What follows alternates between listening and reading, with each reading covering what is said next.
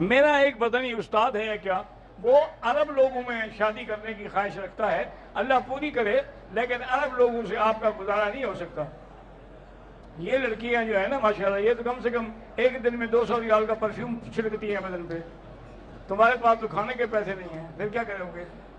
یہ تصور چھوڑ دو، میری شادی نہیں میں نہ کر لیتا، حالانکہ میرا تو حق ہے کہ میری بیوی نہیں مر گئی بیچاری، اللہ مغفرت کرے، لیکن اسی ڈر کے مارے میں نے آج تک جرت نہیں کی، حالانکہ یہاں کے رشتے تھے مجھے ایک دن میں الحمدللہ ملتے ہیں، لیکن میں نے کہا نہیں، اللہ آپ کو سلامت رکھے اور کوئی اچھا رشتہ نصیب کرے، ہم غریب لوگ آپ کی مار کب کھا سکتے ہیں؟ یہ تو ہمارے اپنے لوگ ہوتے ہیں پاکستانی ہندوستانی میں، وہ گزارا کرتی ہیں۔ کہتے جی کہ ہم میاں بیوی حج پہ آئے ہوئے ہیں، تو اگر احرام کے بغیر جب دن ہیں تو کیا میاں بیوی مل سکتے ہیں؟ کیوں نہیں مل سکتے؟ عمرہ کرنے سے بیوی حرام ہو جاتی ہے؟